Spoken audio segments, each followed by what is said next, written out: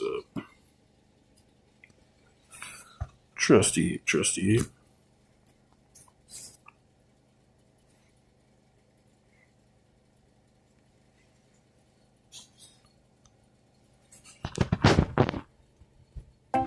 Bamboo HR is easy for everyone, especially HR. It saves them time and money by consolidating tools. Executives love how easy it is to access and build reports. IT loves how easy it is to...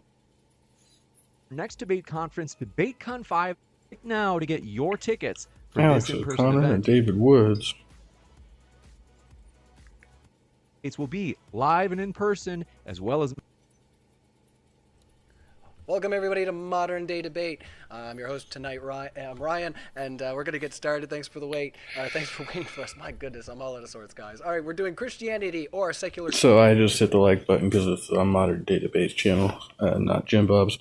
I found this debate. It popped a few days ago, apparently like a week ago, and Jim Bob, whose real name is Travis apparently, debating this guy Craig.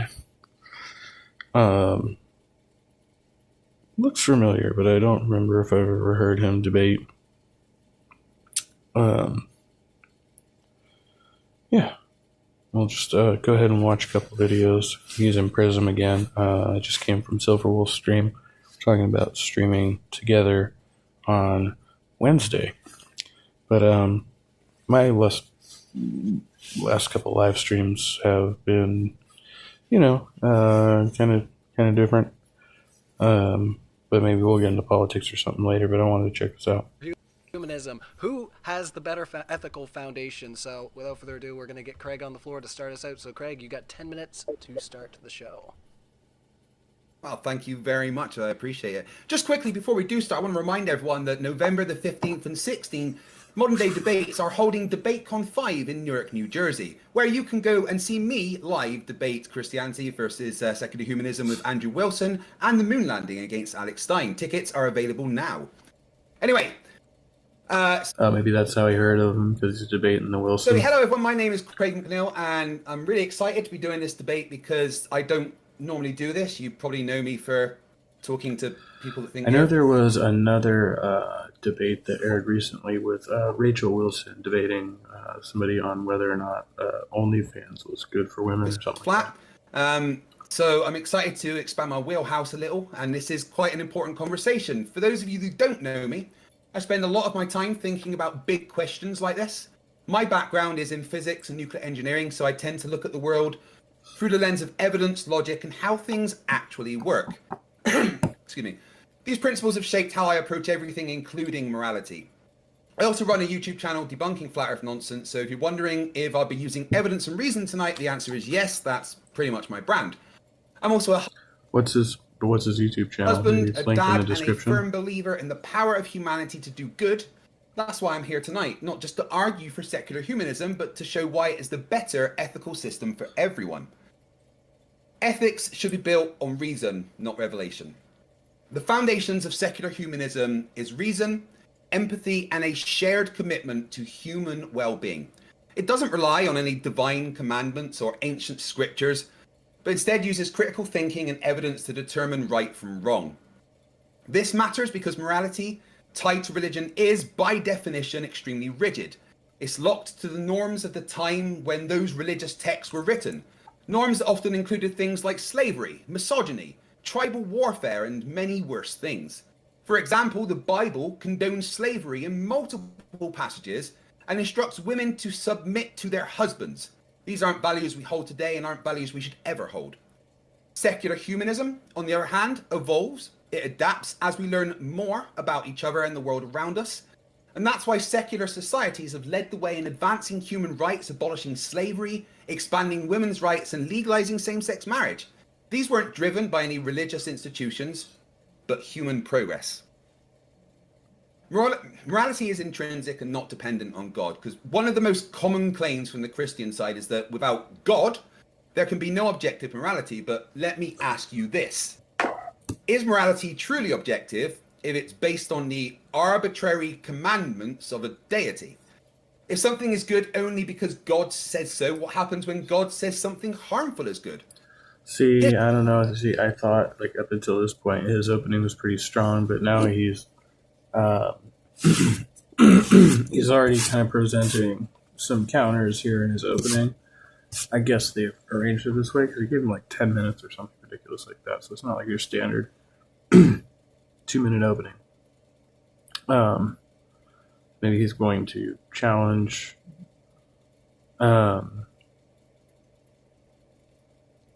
whatever argument he believes Travis is going to make here. History shows us that this question isn't just hypothetical. Countless atrocities have been committed in God's name and still continue to be committed in God's name. Secular humanism just avoids this problem entirely. It starts with a simple, universal principle. Morality is about reducing harm and maximizing well-being for everyone. It's not dictated by fear of hell or the promise of reward in heaven.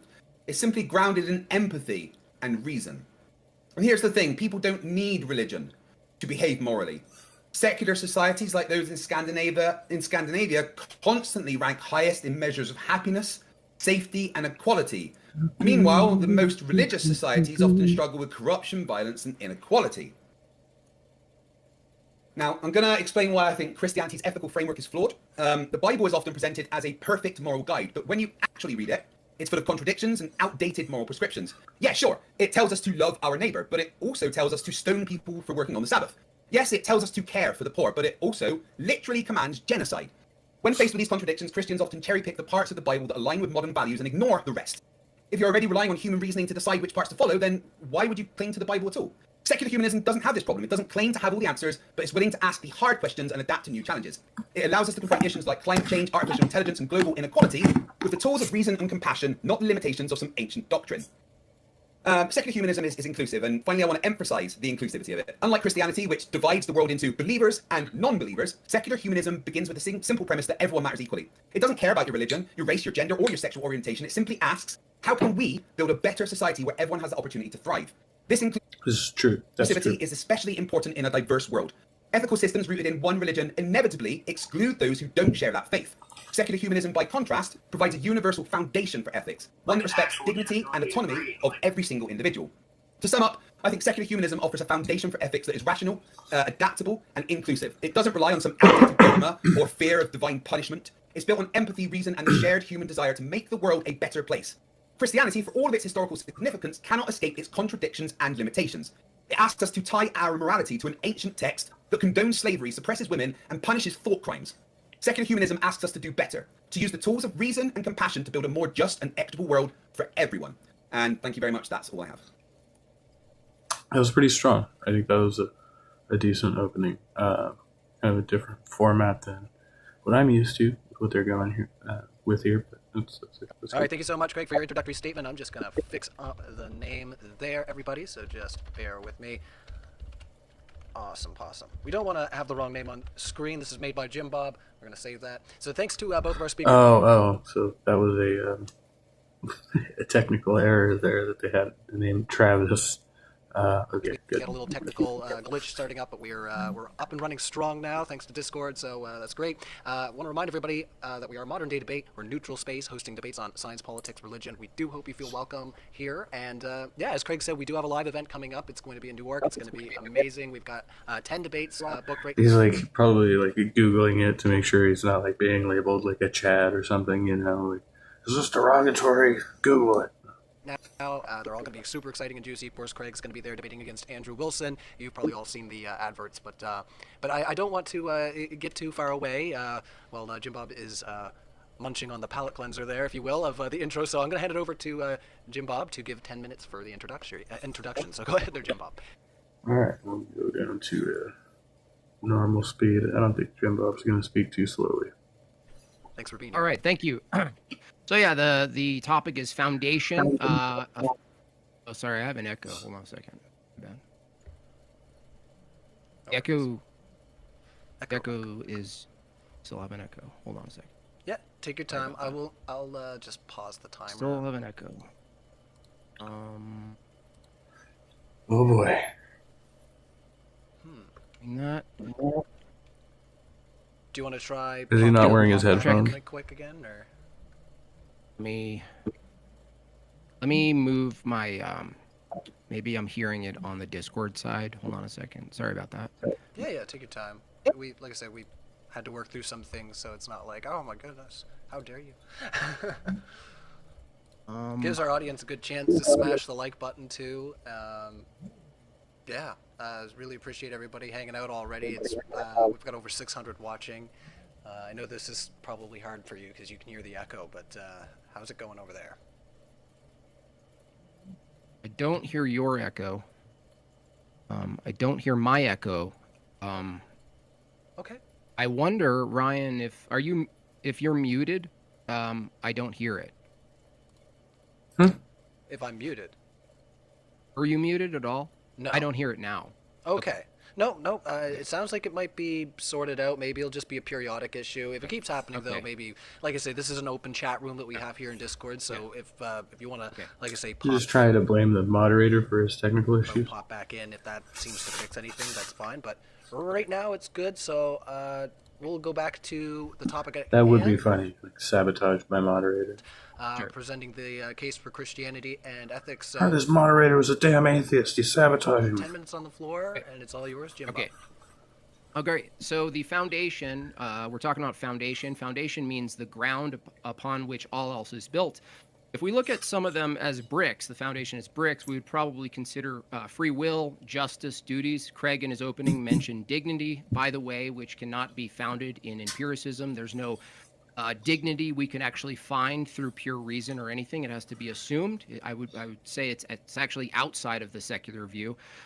Free will, the notion that someone can commit an immoral act against someone else, whether it's one-to-one or a group, presupposes a few things. It presupposes what I would call personhood, that there's a being, not just a meat sack, not a biological machine acting out its determined mechanistic paths. The act of murder is no less determined than a hurricane if you're going with the purely empirical, natural paradigm. So personhood is a metaphysical... Sorry, problems.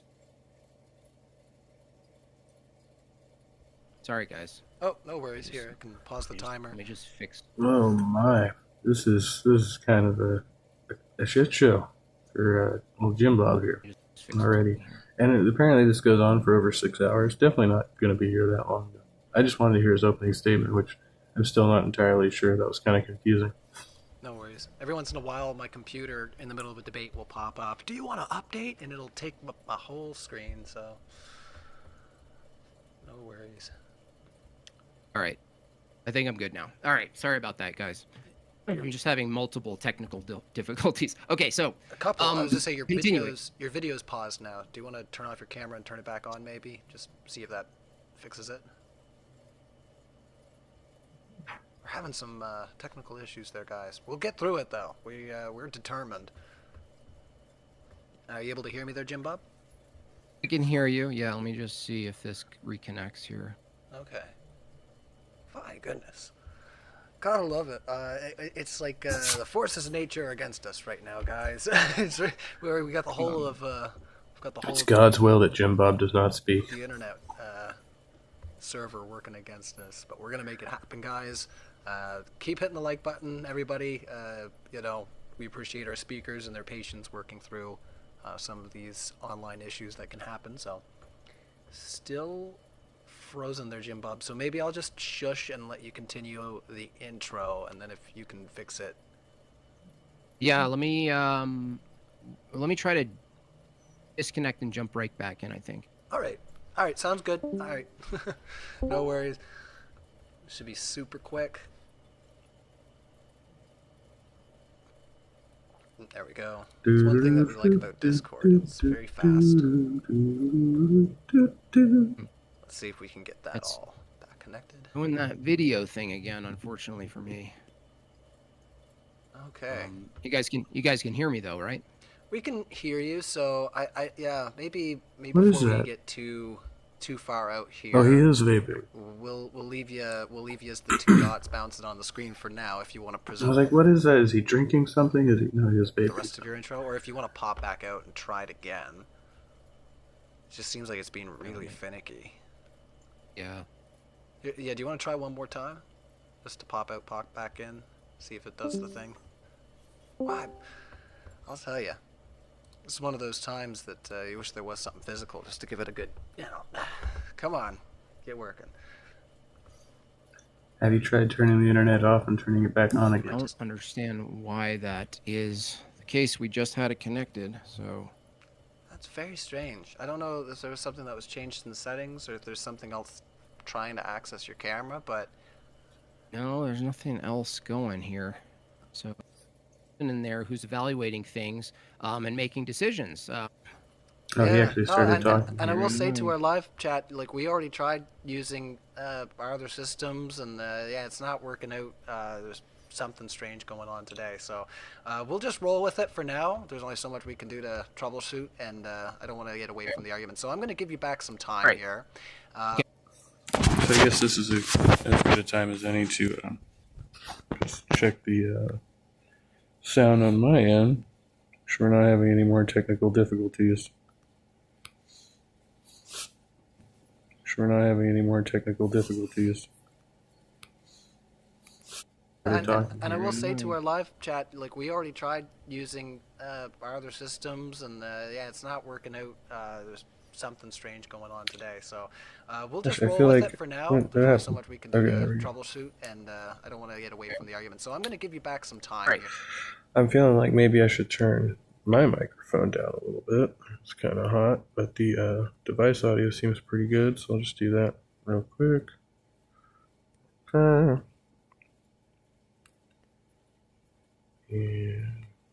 back into that. What do you know about the happy face killer? What do you know about the happy face killer? And I don't want to get away from the argument, so I'm going to give you back some time here. I'm going to give you back 40 seconds and let you continue.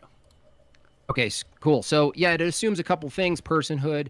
It assumes a mind. It assumes that there's a person in there who's evaluating things and making decisions. From a purely naturalistic position, I'm not sure how you can account for such a thing, given we would all be just downstream from sort of chemical reactions.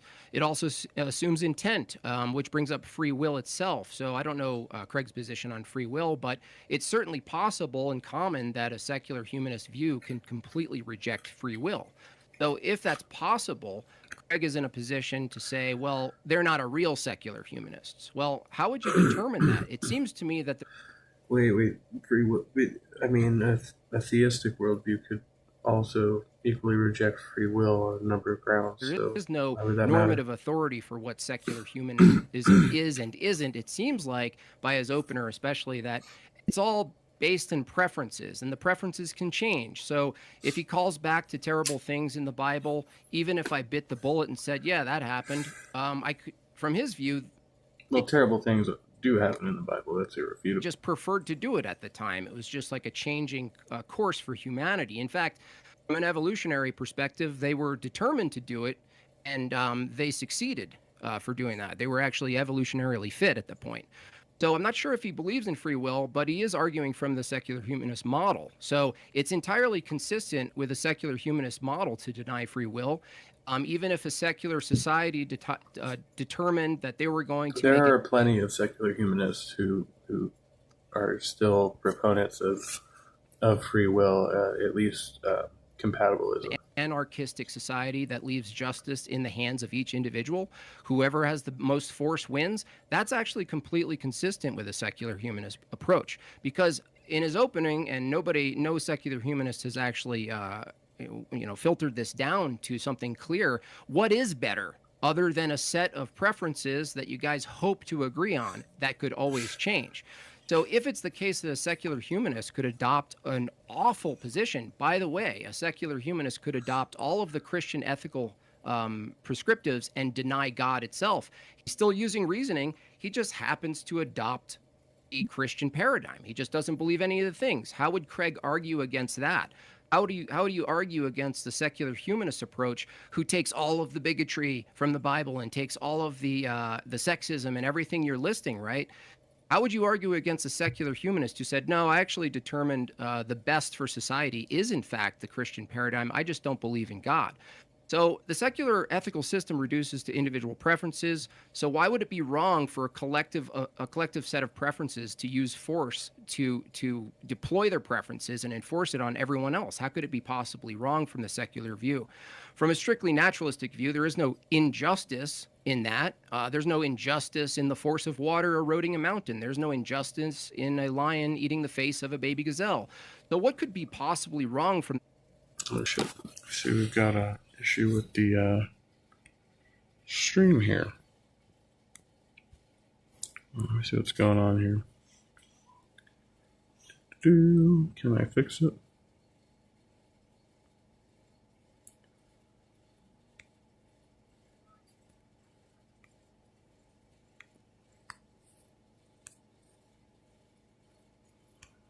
Okay. Switch it from portrait back to landscape. My screen capture should be blown up.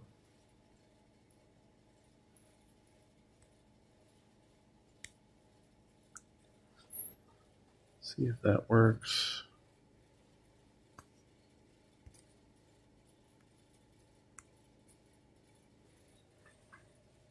I just happened to open up my stream on another device. I saw that the video's not coming through. Fullix. And it's still not coming through.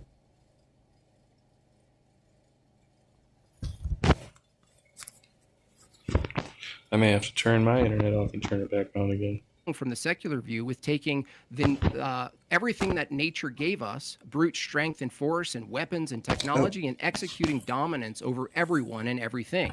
Secularists would have to appeal to something above nature, like justice. Now, just as Craig used the word dignity, which is meaningless under the secular view, justice is something that's assumed. That means there's a special order to things, that the moving away from that order would be wrong. A society is built on the order, and it's buttressed by force. So when we refer to order, we're referring to that is good. So what is the good for secularism? What is justice other than merely preferences actualized in the world? We often hear the secularists talk about social justice and inclusivity and all of these bumper stickers and platitudes, but what would be the highest achievable peak of that social justice? What would it look like? What's the standard? Is it equal? Well, it's Socratic justice, right? Yeah, it would be equality under the law and fair treatment, like whatever you what is fair gives the best possible outcome for everyone. Quality? Is it everyone feels good? What is the metric for justice or goodness under the secularist view? Now, from the Christian view, justice is in alignment with a divine order. So punishment and discipline is actually setting things in order. It's not just about punishing and brutality. It's about setting order. We presuppose order.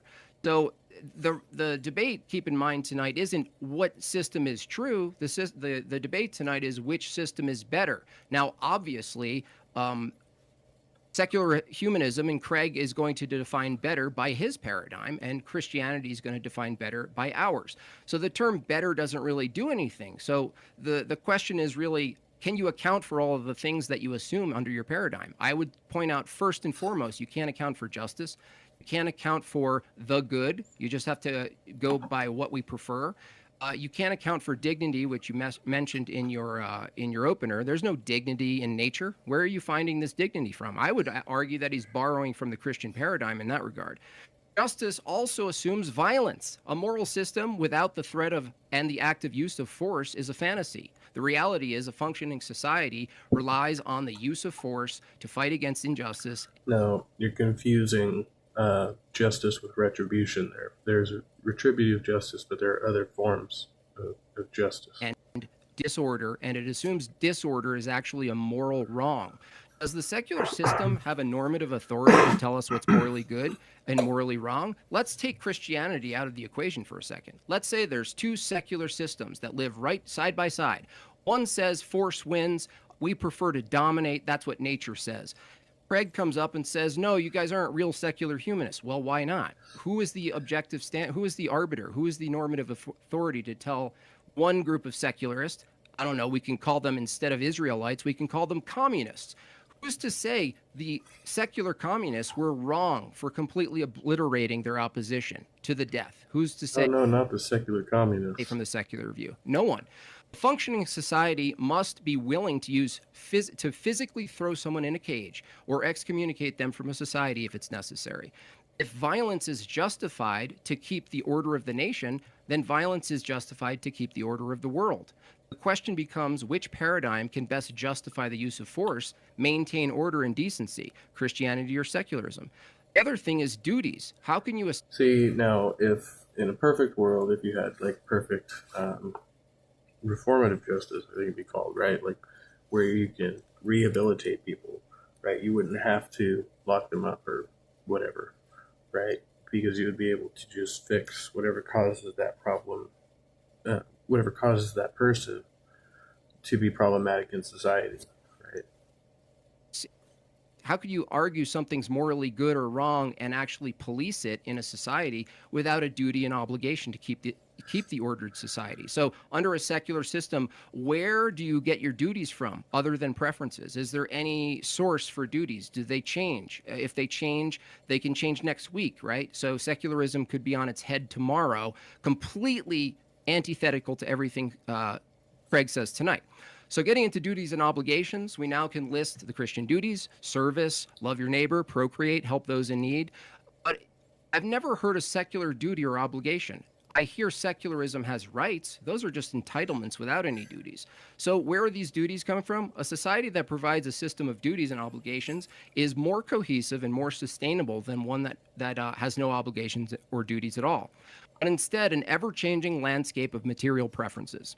You see, I've got to go take my laundry out, so there may be some background noise, but I'm going to leave the video running. Society also relies on a maintained population. It's a Christian duty to procreate. It is not a duty for secularists to procreate. In fact, the common secular position today, it's seen as a duty to not procreate, which shows in the disproportionate reproductive rates between the two. In fact, the messaging from the secular society is to not have kids. It's a selfish act. And I would argue it's quite the opposite. It's selfish to not have kids. It's selfish to live your life entirely based on your own desires, leaving nothing but wrappers and Amazon boxes in the wake of your death. Now, I expect my opponent to bring up a set of items under Christianity that he doesn't prefer, maybe even some he's appalled by. However, I'm appalled by pineapple on pizza. From his view, I can call that immoral. Is it actually immoral? The debate topic isn't about who is more disgusting than the other system. Debate is who's got a better system. And for my standard, better has to be judged by how coherent the system is and if it can justify the assumptions in the statement that's immoral. If Craig takes the position that things are immoral just outside of his preferences, he's basically saying he's the arbiter and he's trying to get everyone to follow his preferences. If he's going to equate something I don't like with something that's evil, then I could just as well go to the nearest restaurant, have a dish, and write a Yelp review that the chicken was immoral tonight. We all know that doesn't make sense. You might say, well, that's a category distinction. Well, I don't understand how a secular humanist view can distinguish between a category of things you like, things you don't like, and things you deem moral and immoral. With that said, the key question here is, let's pretend that there is a secular humanist. And 10 seconds. The question is, how does Craig respond to secular humanists taking on all of the Christian virtues and ethical prescriptives without the belief in God? How would Craig argue against this position? All right, well, thank you so much, made by Jim Bob, for coming out and making the opening statement. We are going to kick it into an open discussion. I'm going to fire a poll in the chat. Which has the better foundation for ethics, Christianity, secular humanism, or other? Debate in the comments there, guys. So maybe this might be a chance if you have like a... Yeah, I'll try. Oh, sorry. If you have like a physical camera that's working right there, Jim Bob, maybe try taking the USB out and plugging it back in. Maybe it'll re-recognize the source. Yeah, I'll give it a shot. I'll try it. It's good if people can see, you're Really annoying. Hey, Jim Bob, have you tried turning the camera off and turning it back on again? We'll come back to that, but wanted to get to this guy, who is one of the most vile people I've seen on the internet. And I didn't think it was that far back. Maybe it is. Yeah, it is. I first heard about... No. I first heard about this channel from Dragnaut. Dragnaut was basically recommending this, like, one of the most cringe channels on YouTube. And that it is. So, I was watching a little bit of this earlier. I think this guy's name is Dave. Dave. And when I really started, like, listening to him and looking at it, I'm like, I know this guy. Like, I don't know him personally, but I've known a lot of people like him throughout my life who have the same, like, the same process of logic and the same way of expressing things that is, like, just, like, devoid of social filtering, right? So as he's processing things in his little pea brain there, he's just kind of got diarrhea of the mouth. And it's kind of similar to what Trump does, but it's like, you know, on the peasant end of the spectrum. But he is a Trump supporter, apparently.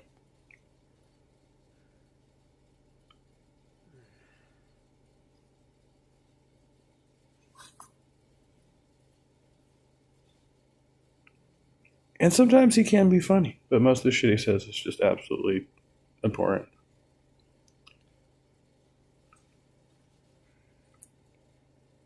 And he's just playing with his chat here at the beginning.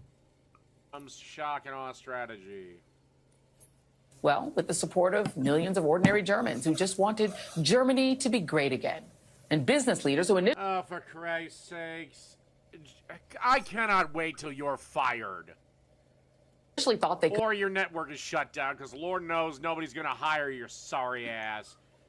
Hitler and Trump had massive differences, and the countries were completely different. Could control him. Plus a cadre of devout political allies willing to do whatever he said for the sake of power. A new piece by The Atlantic lays out how Hitler ended a German democracy and installed a dictatorship with blinding speed and entirely... Yeah, but when Hitler came to power, the Weimar Republic was pretty much crumbling apart. And if it hadn't have been Hitler, it would have been the communists. Constitutional measures. In that period, Hitler emerged emboldened after being imprisoned for staging a coup. His rage and xenophobia imprisoned is a fairly loose term. It wasn't exactly a prison term for Hitler. Gained followers after the financial ruin of World War I and the Great Depression.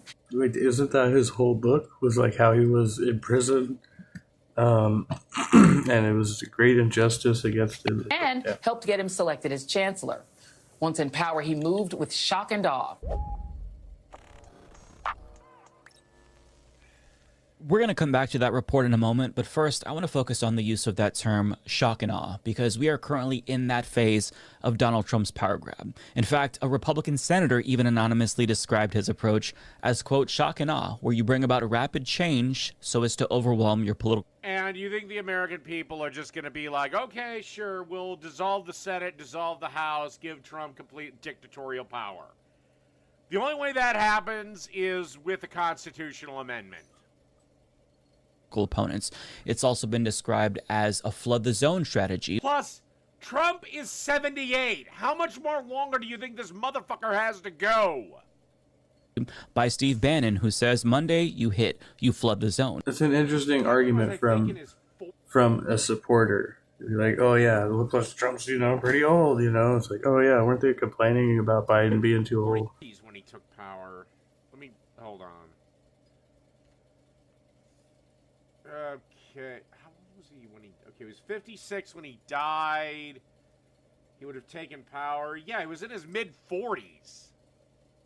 Oh, and by the way, when So basically, if they're drawing any type of comparison between Hitler and Trump, he's going to try and like refute it, find every key difference he could find.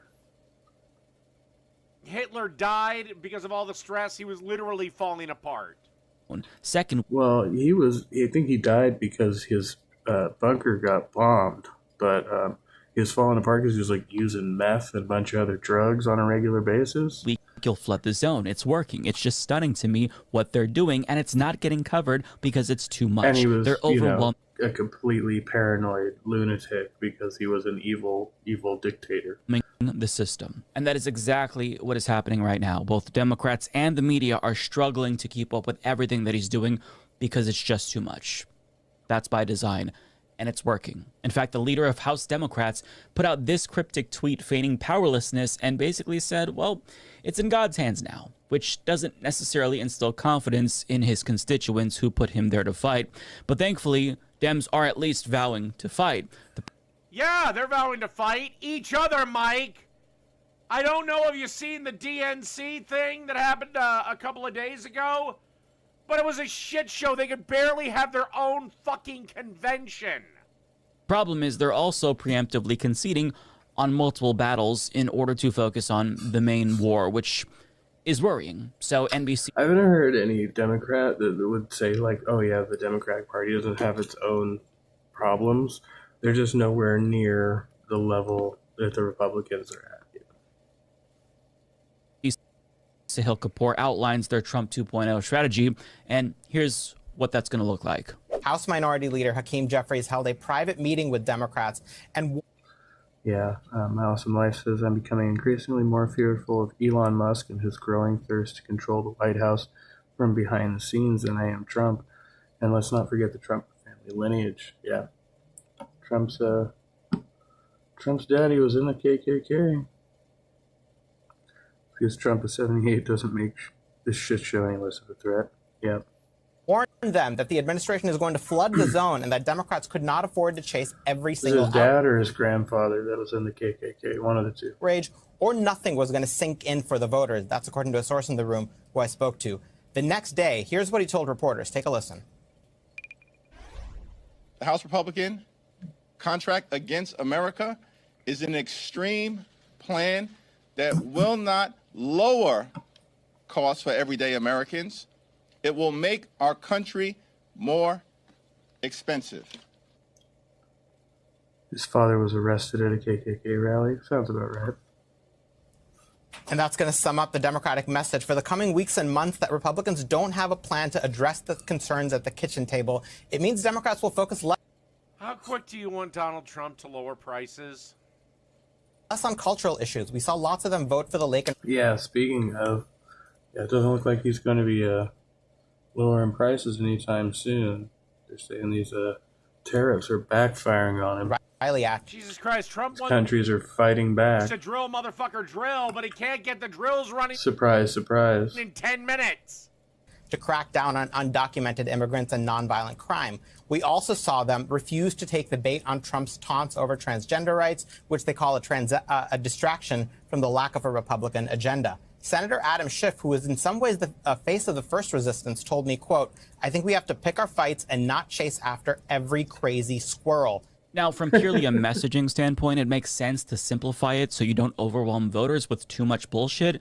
But from a political and legal standpoint, you can't... I think he misunderstands the squirrel meme there, though. 'Cause it's the squirrel chasing every random nut, right? Can't afford to not take the bait when it comes to issues like immigration and transgender rights, because even though the GOP does weaponize... Or is it the ADHD person who says, hey, look, a squirrel? War issues to distract from economic issues, it doesn't change the fact that the culture war... Yeah, the country overwhelmingly, Mike, both right and left, everyone except you people in the extreme left, want these motherfuckers out of here. Is not a victimless war. Innocent people are being detained. It's funny because it seems like the extreme left is like, 40-some-odd% of the population. The extreme right is like 40-some-odd% of the population. There's like less than 10% of motherfuckers who actually qualify as moderate under these people's way of thinking. By ICE, including veterans.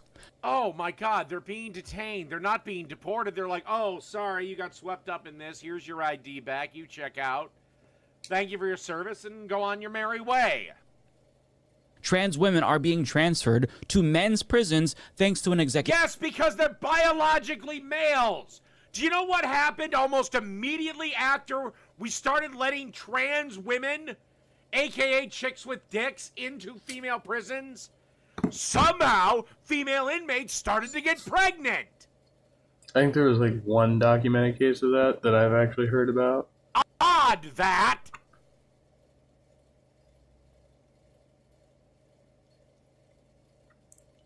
He's chugging his Budweiser. Edit your videos, Fiera.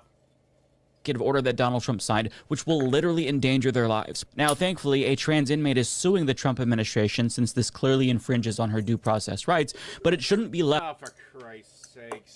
Yeah, they're prisoners. I don't give a shit. No, because prisoners don't have any rights, right? Where's he going? Oh, he's going to get another beer.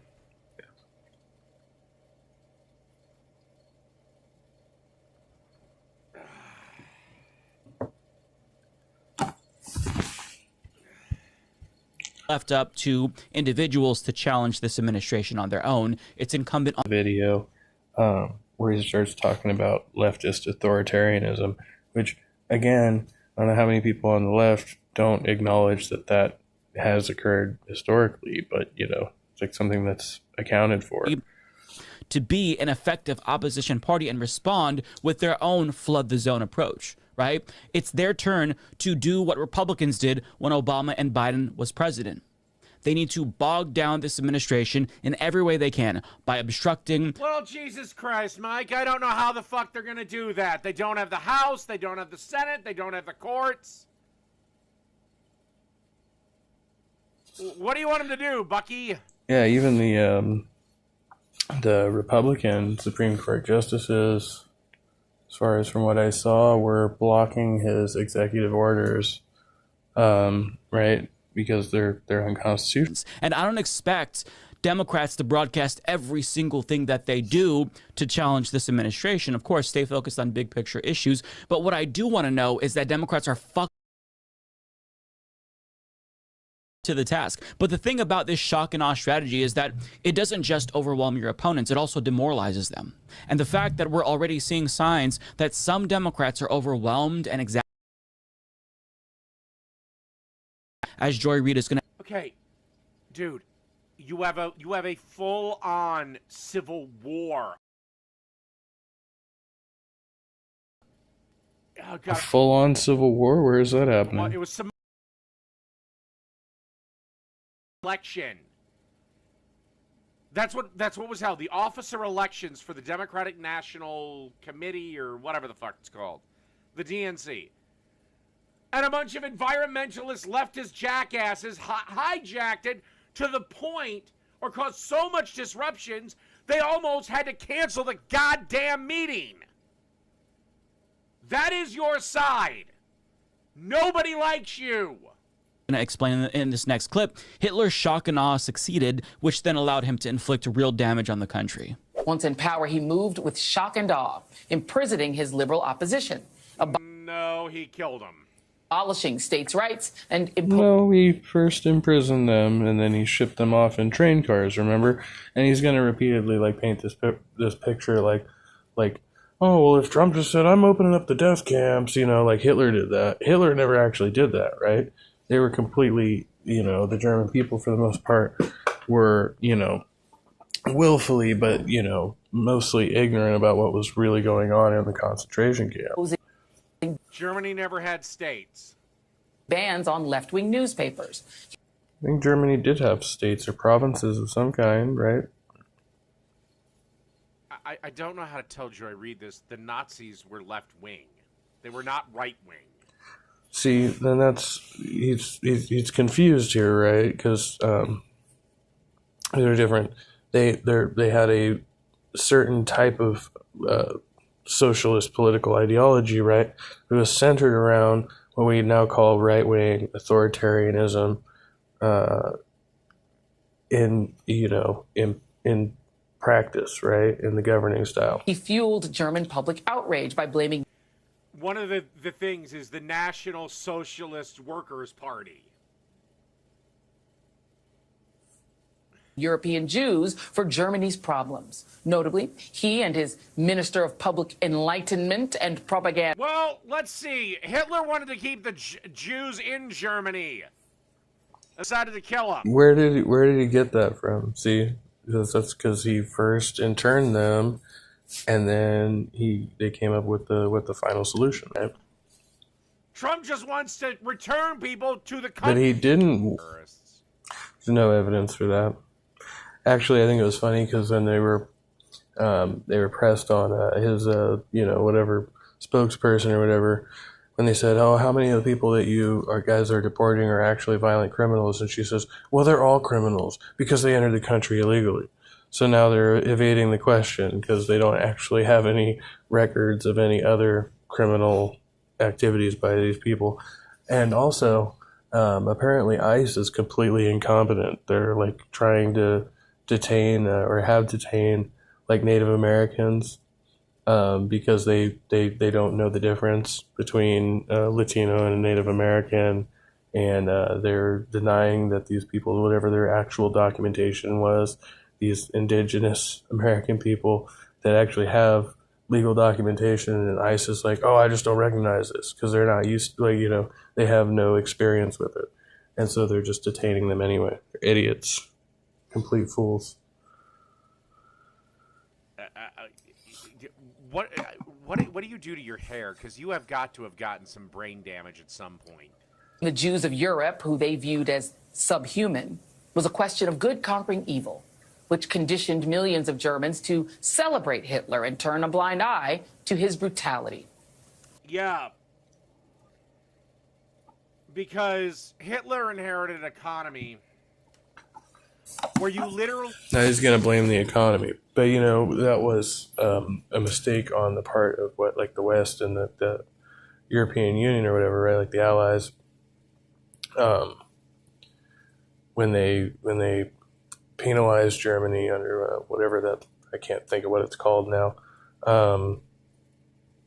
Right, there was like a deal, Versailles Treaty. And they fucked Germany up economically or whatever. So that was much more extreme than any type of economic problems that we're having, right? Like that was sanctions by all of your neighboring countries and shit. Needed a wheelbarrow full of money, Deutschmarks, to do the grocery shopping for the week. That's how worthless the German currency was. Okay? There's another socialist country, Venezuela. I go down right now, I put $1 at the U.S. The exchange for Venezuela. I'm a Venezuelan trillionaire. Too bad my trillions and trillions I wonder if that maps out. Venezuelan I don't think dollar. the currency is quite that devalued, but maybe. Won't even buy me a can of Coke.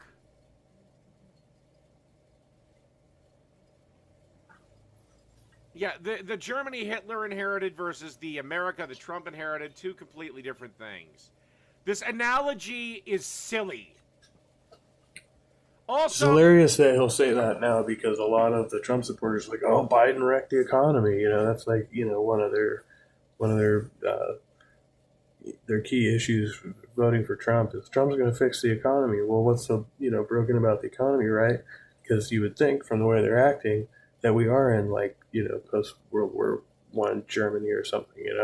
You remember that Trump was president for 4 fucking years, and he didn't try to seize ultimate power then. Would you mind explaining to me? You dumb. He did. He tried to contest the election, right? He provoked the January 6th march on the Capitol, right? So he did. Lying black bitch. What's going to be the difference this time? Racist, misogynist, Lord of Patriarchy. Yeah. If that sounds vaguely familiar, that's because it is. Similarities to what happened in Germany and what's happening now in America are just undeniable. History may not repeat verbatim, but it sure does rhyme. Trump and Stephen I hope you have a wonderful career picking cotton. Miller, his former director of Jeez, he's just so low. speechwriting, depict non-white immigrants as carriers Gross. of deadly diseases who are violent terrorists. Well, I don't know about carrying the deadly disease, but not We're all. not of them asking are about violent your. terrorists. Nobody's asking about your opinion. Did Trump say that? Did Trump say that? Because that is fucking. Like, how many times has this guy said shit parroting Hitler in his speeches? How many times does it have to be like, oh, that's just another coincidence? I don't know. It's not that bad. Well, I had to throw in the blacks if that makes his name calling more effective. Yeah. Oh, yeah. That's one of his trademarks. Some of them are, but they are all criminals. Crossing the country is entering the United States illegally is a crime. Try entering Canada illegally, see what happens. Try entering Mexico illegally, see what happens. Try entering any country on earth illegally. I have heard, and I don't know if this is true, but I have just heard from people who have been to Mexico that you don't even need like ID to come to cross the border from the U.S. into Mexico. Like, they won't even ask; they'll just let you go. The trouble is getting back. They won't let you back into the U.S. from Mexico. That's what I've heard. I don't know. Now, Canada's probably a different story. But. And see what happens. Why is it that why is it the United States has to be more open than the loosest whore on Bourbon Street? But everybody else can close their borders off. Hell, you want to talk about a country that's fucking isolationist? Try getting citizenship in Japan. Hell, they don't even like. Classic, like, whataboutism takes like one of the most extreme isolationist cultures in the world for comparison, which is like what he's trying to do in every situation here. But, you know, to be fair, they are saying Trump is a Nazi, right? Oh, we can't say Trump is a Nazi. We can't draw comparisons there. He's going to take the most extreme, like, counterexamples, right? Trump was returned to the presidency after staging a coup and has exerted control of media or social media in order to parrot anti-immigrant vitriol and openly hateful anti-LGBTQ language, which is what Meta just did. And then there are the business leaders who pay him, fund him, and think they can control him. In other words, Trump's strategy is straight out of Hitler's playbook, and it's being executed masterfully. Oh, my God. Okay, so, Mike, you have to pick a lane. I don't care which lane you pick, but you have to pick one. Because Trump cannot be these two things at the same time. Either Trump is an incompetent buffoon that doesn't know what the fuck he's doing, and he's simply singing tra-la-la-la-la while the country drives off a cliff, or he is an evil genius bent on dictatorial power and becoming the king of America. See, both can be true, minus the genius part, right? He is like a puppet, right, for other powerful people, right? But ultimately, he gets to be the figurehead, right? And that is his objective. And he is an incompetent buffoon. So actually, it's like a dialectic, right? Both things are actually true at the same time. It's one or the other. He's either an idiot or an evil genius. You need to pick a lane. Personally, here's what I think of Trump is. A good businessman that loves America and just gets shit done. Good businessman. Didn't the man go bankrupt like multiple times? Is that what good businessmen do? I don't know. It's just shit that you don't happen to agree with, but instead of it just being an assault on your personal politics, you somehow think it's an assault on you. And even if he never goes as far as Hitler did, we need to respond to this threat with the expectation that he will, because we can't afford to... Tell you what, I will stand arm in arm with you in protest of Trump if he opens up an Auschwitz. If he starts like, okay... So if he actually takes complete control and starts, executing people en masse, which you probably won't have direct knowledge of, right? So how would you be arm in arm with it? But... like, even if you did, how are you going to stand against that guy once he has full control of the military and the police is using those tactics, you won't be able to peacefully protest at that point. That's the whole issue, right? Like, if the guy gets that much power, it makes it much more difficult to resist. We're going to have death camps.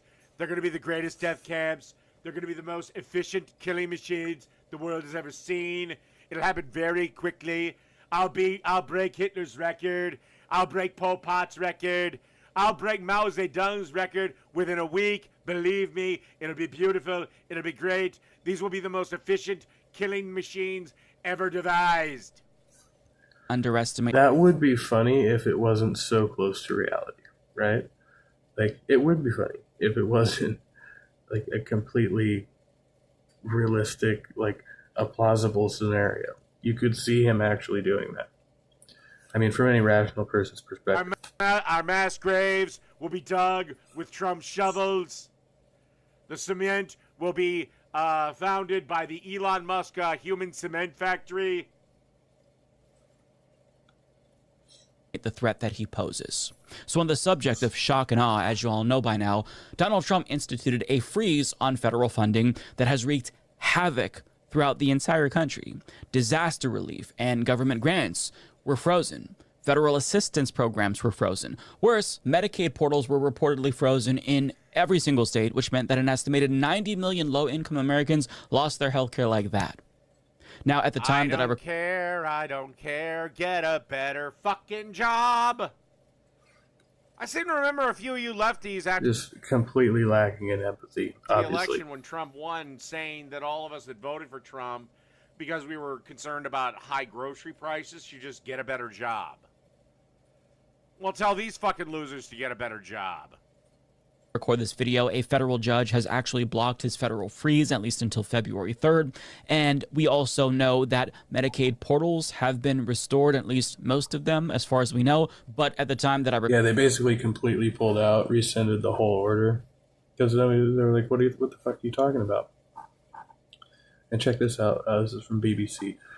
February 2nd, 2025, Canada has announced retaliatory tariffs against the U.S., in a move that marks the beginning of a trade war between the neighboring countries.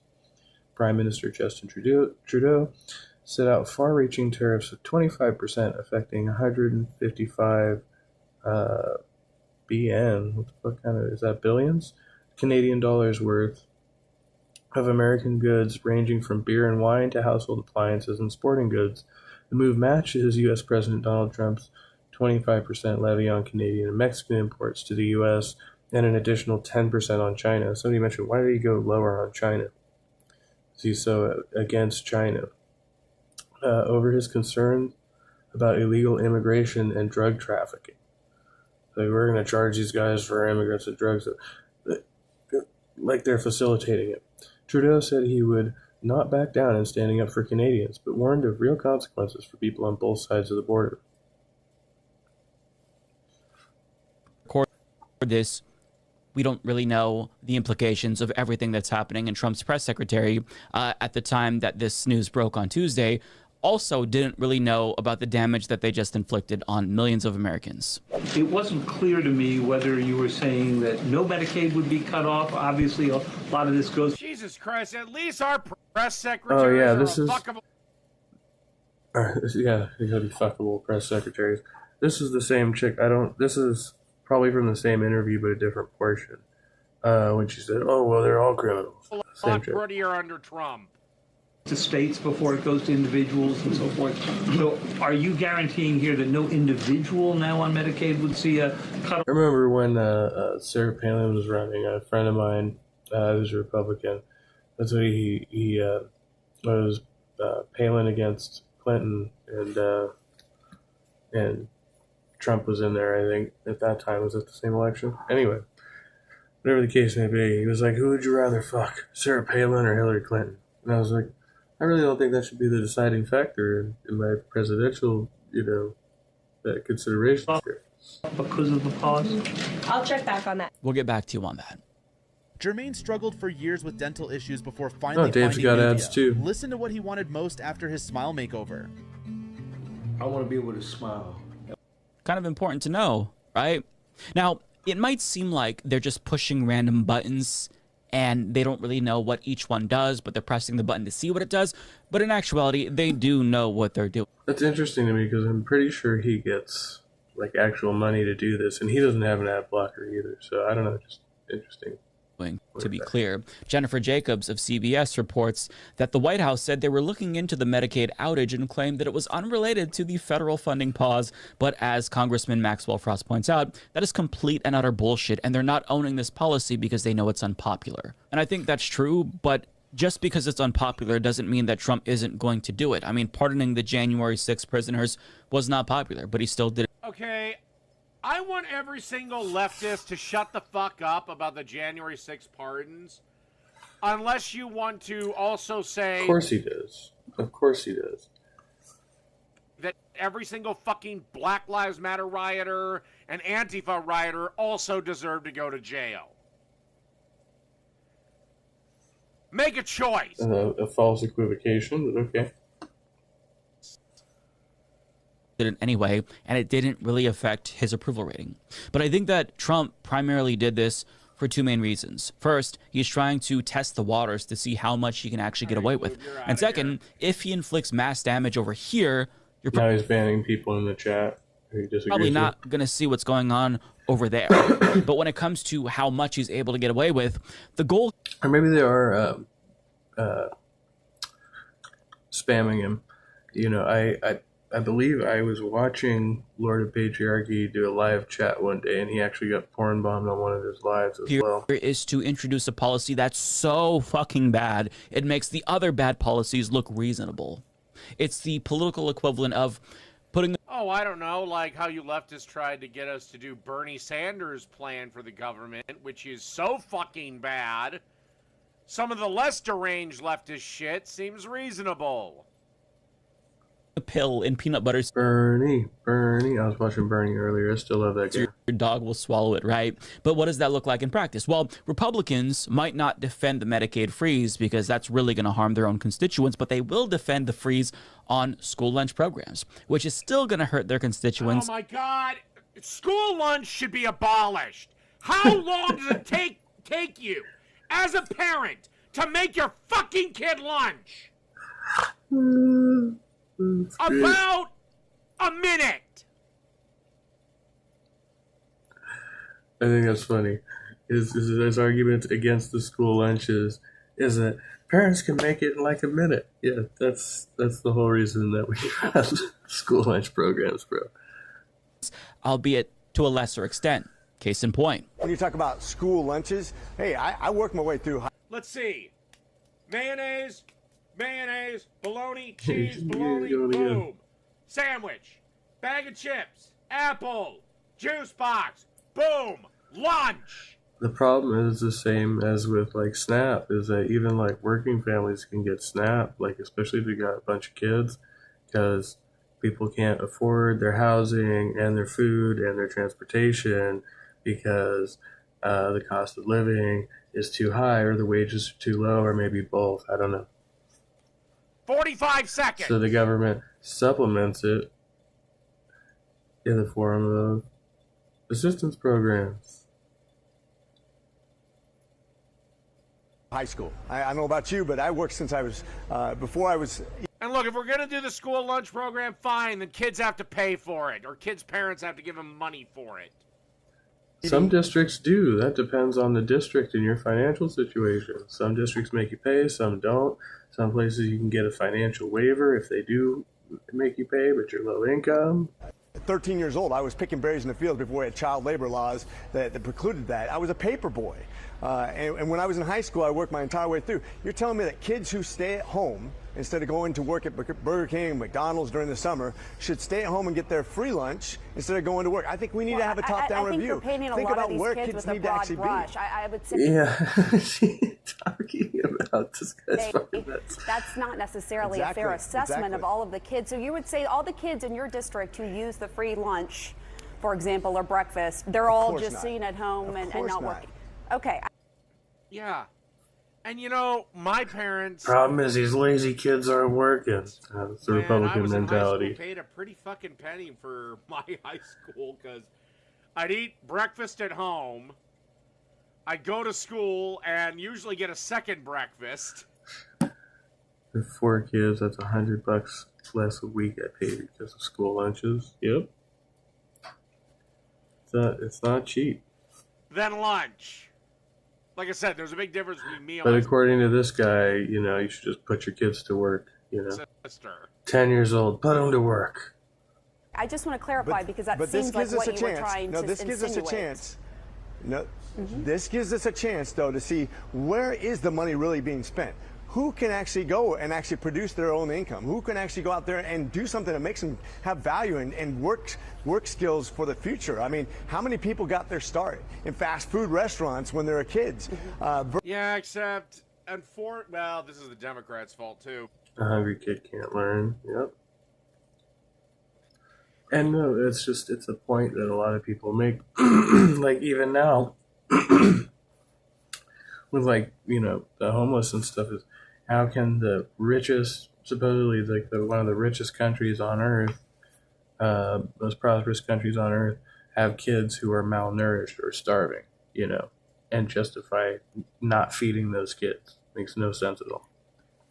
Fast food restaurants are being a little more picky these days about who they hire because, the whole $15 an hour.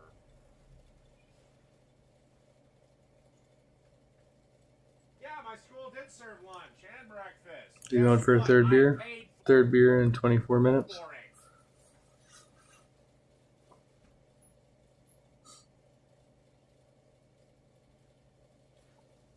Those are 16 ounces, too.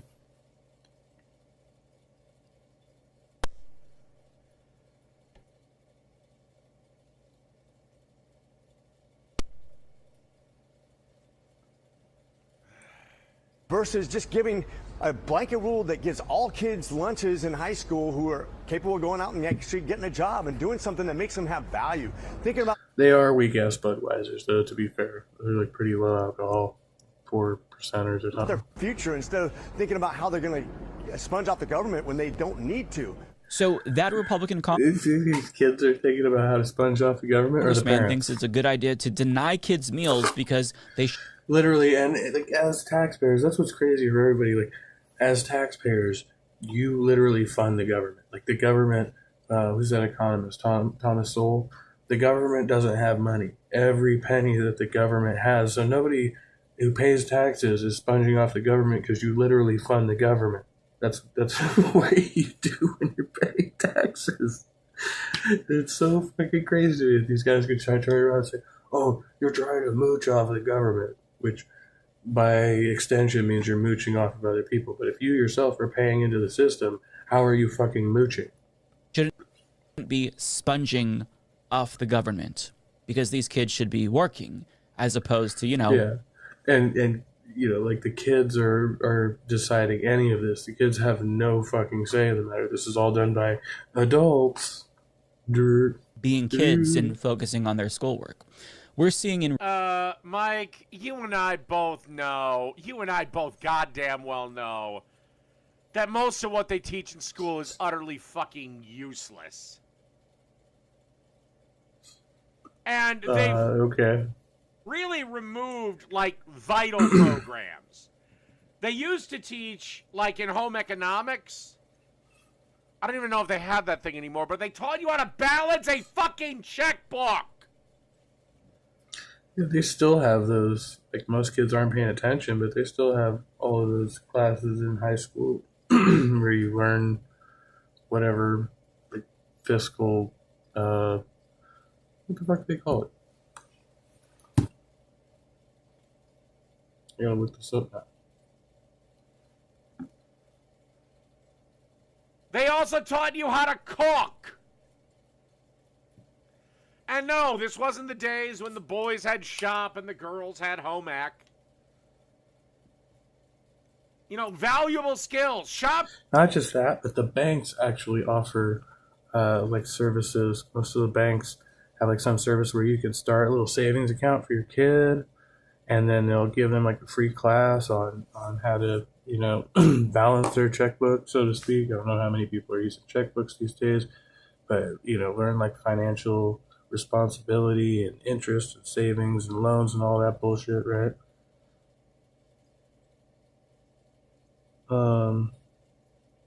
Okay, so apparently this is a new thing in California. So it was a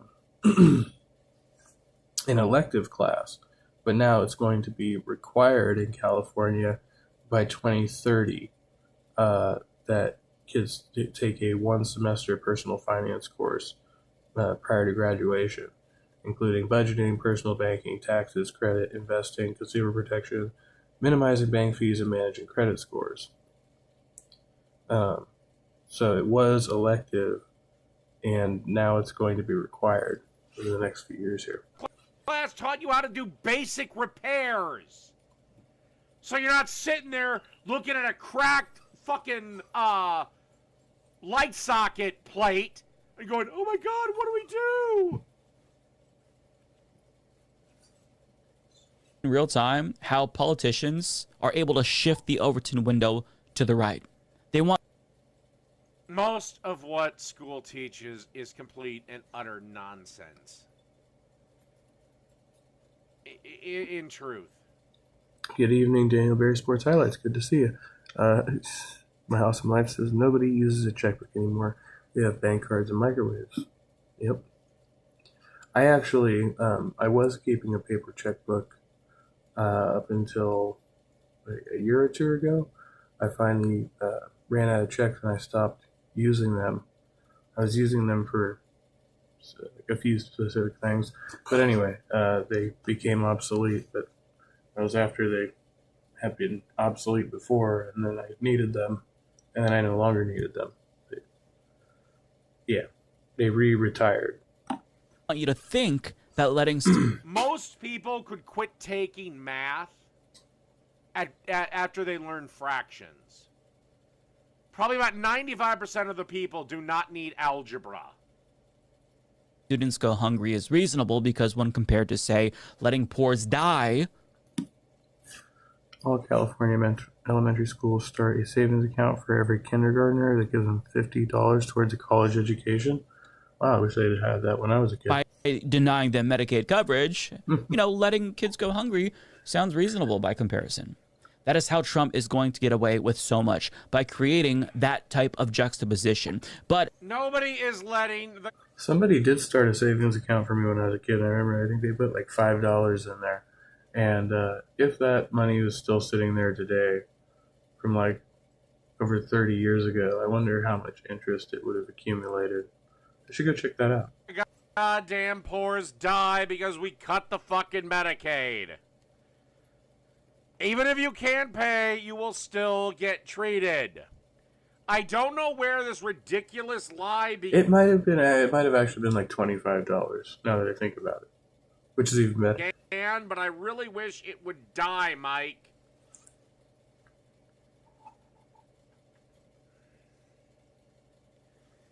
It was either 5 or 25. One of the two.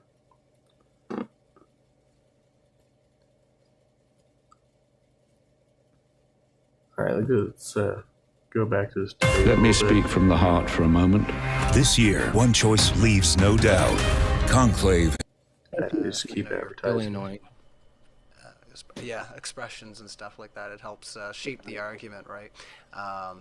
Lets people know where you're at. So, that was a lot of fun, guys. We're going to get into the open discussion. Hopefully we can get Jim Bob back on camera here so you can get some visual insight as to where Jim Bob's at as the conversation progresses. How long have I been on now? Ooh, over an hour. It's amazing. But, let's just go into it, and we'll hopefully get that resolved sometime throughout the debate. So go ahead there, Craig. I'll let you respond to some of what you just heard, and then feel free to jump in there, Bob, when you're ready.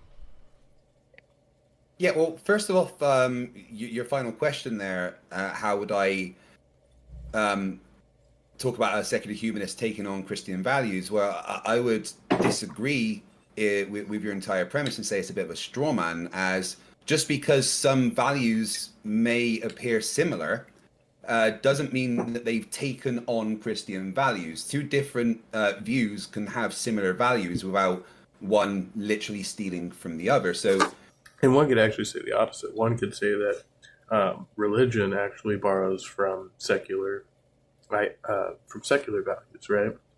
That almost every religion promotes certain values in such a way that they are entirely secular, right?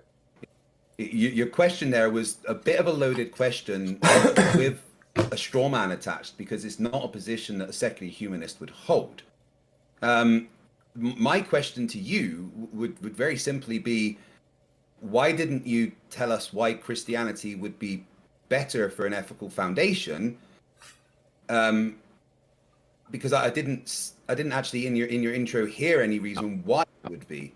Could you just sure. Why? Sure, yeah. In my intro, I mentioned that you don't have a. Too bad they're not in like a Zoom meeting. Jim Bob can just raise his hand. You know, you don't have a standard for better. So if your determination for better is merely preferences, then you don't even agree with other secular humanists of what better is. So I'm actually doing an undercutting sweep here. Is that there are two potential secular humanist views. One can take a force wins approach completely, absent Christianity. Just says force wins, we're going to dominate, and we're going to use force to implement our views, like Stalin did, right? Completely secular, and by his metric, better for him. So if that's the case, how could you possibly argue against someone else's view of what better is if better is defined by their preferences? Well, first off, Stalin wasn't a secularist; he was an authoritarian. He was godless. That doesn't mean that he's secular. That doesn't mean that society he was. I believe Stalinism was the one where they actually worshipped the state. That was why he built statues. No. He built.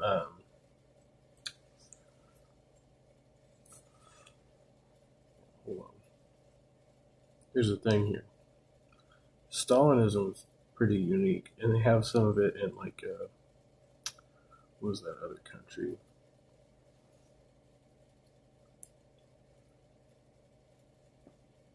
Yeah, so it was.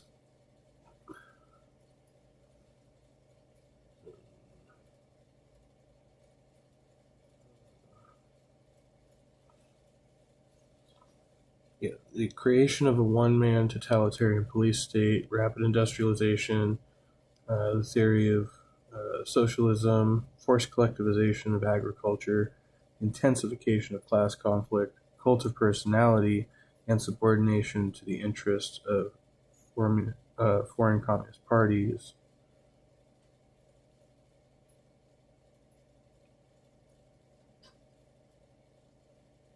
Yeah, so it was basically worshiping the Tsar or whatever. The Tsar? I don't know, whatever the fuck he's called. It was a secular humanist. He was an authoritarian, which is kind of against what secular humanism talks about. Why can't seculars be authoritarian? Because it's about empathy and making the world better for each other. Now, force. Determine that. If you could please not interrupt me whilst I'm trying to get a thought out, I'd very much appreciate it, Jim Bob. That would be appreciated. I'll let you know when I've finished the thought instead of you interrupting me. Thank you. So secular humanism prefers voluntary cooperation over coercion. When people understand the reasoning behind rules and see the benefit to society, they're more likely to follow them willingly. For an example, public health campaigns are based on education, like promoting vaccines. They're preferable to mandates unless the situation becomes critical, like a pandemic. But authoritarian rule isn't secular. Using force to impose ideology or suppress dissident violates the principles of freedom and autonomy, which is kind of what secular humanism is about. So when you bring up people like Stalin, wait, let me finish my thought. When you bring up people like Stalin, that isn't a secular humanist. That is an authoritarian.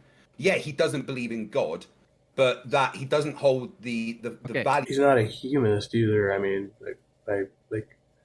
we can't really say that, but it doesn't align to political ideologies and nationalism as well, just like Hitler was. Okay, so the definition of secular is denoting attitudes, activities, and other things that have no religious or spiritual basis. Yes, but that's not what the definition of secular humanism is. I get it, but humanism would be a subcategory of secularism. So, no, humanism is in regards to all humans, right? Like, I don't know why they think there could be two things occurring, like co-occurring at the same time. One's not subordinate to the other. I'm asking you, how does a secular humanist argue against Stalin being a secularist, right? He just could be like a nationalistic humanist, which is kind of redundant anyway, but pertaining to like the Soviet Union at that time, right? But then like Stalin's his particular brand of humanism would be subordinate to his nationalistic agenda. Doesn't agree with your preferences. So if you read the Secular Humanist Manifesto, who determines that those are the objective standard for your rules and regulations and how you ought to live? Couldn't that change based on preferences? Once again, I do need to address your point there. That's a bit of a straw man. Stalin was not a secular humanist. He may have been secular, but he was definitely not a humanist. He was an authoritarian that wanted to rule by coercing and force and power. That is not what secular humanism is. I feel, Jim Bob, that you are you're correlating secular humanists with secular being not believing in God, whereas they're not the same thing. Just because you don't believe in God doesn't mean that you are a secular humanist. That's quite true, and I actually still have my reservations about humanism in general, but yeah, definitely you could be a secularist without the humanism, and you'd be a secularist of any other persuasion you want to add on there, right? People are multifaceted. Believe in authoritarian rules. I understand what you don't believe in. I'm asking you, who's the ultimate authority in determining what humanism is, and could it change based on preferences? As I explained in my intro, secular humanism adapts as society changes to make sure that everyone is included and happy and looked after, that everyone's needs are met, that no one is chastised because of the things that they believe, their gender or their sexual orientation. It's just like what it says in the Declaration, right? It's the Declaration of Independence. One of those, that all people are treated equally under the law, that all people are afforded the same rights, right? Secular humanism isn't what you seem to think it is. Secular humanism is simply about allowing humans to thrive by letting empathy and reason be the thing that allows that to happen. I understand. Please don't by saying Craig. So let me finish my point and then you can talk. Thank you. Okay, Craig. So I understand what you're saying secular humanism is. I'm saying, is there any normative authority for keeping those principles, or could they change? I've already answered that. I don't know why you didn't listen. I said, as in my intro, secular humanism adapts to society as society evolves. So hold on. If society evolves to reject your platitudes of empathy and inclusivity, and it calls it secular humanism, that's what I'm asking you. You're basically saying secular humanism is this thing until it's not. I'm asking you from your perspective. I love how he calls them platitudes, like these basic, and these are like core values for anybody who is a humanist, right? Perspective, what maintains that it stays that thing and doesn't change? You just basically ended your own debate by saying it could change, that secular humanism's platitudes about inclusivity and humaneness could actually change with the times if society suddenly says, no, we don't really do that anymore. No, again, that's a bit of a straw man of what secular humanism is. You can't get away from the fact that secular humanism is based in empathy, reason, and everyone being included. Okay, and why ought we follow that? Jim Bob, please, I would really appreciate it if you didn't keep interrupting. This is a back and forth. I was going to say, just but Jim Bob, There is room for like injection, and I will be fair, the Jim Bob is usually just throwing something quick in there, which is generally conductive to the conversation. But I understand that you want to have a second to get a thought out, so let's make a little space. But let's try to allow for those little interjections, just to allow the context. That's hopefully. But I would rather that I'm allowed to get a thought out before he interjects something. Otherwise, that gets in in the way of my thought. Which Sarah are you this time? Are you chill vibe, Sarah? 6 hours of shit show. So yeah, I understand interjection, but let me finish a thought before you interject. Of course, I know I'm interjecting now, but go ahead, Craig. Yeah. Right. Sorry. Could you clarify your question again, Jim Bob? Yes. If I grant you what you deem is secular humanism right now, being empathetic, kind, inclusivity, humane, I'm asking you, what is or who is the normative authority that says that ought to maintain, or that can't change? The Manifesto of Secular Humanism. It explains how it can adapt. Just because humanity and society can evolve doesn't mean that we want to get away from the the empathy and the reason and the looking after everyone.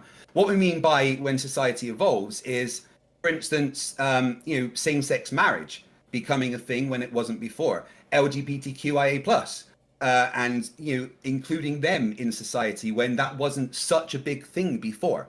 Secular humanism is about. It's interesting because somebody was pointing out that actually, in ancient times, like pre-Christianity, that basically what we call now LGBTQIA+, right? Those people were included in society, and it was talked about in like using different language, but basically, pre-Judaism, Christianity, there were no prohibitions against that type of behavior.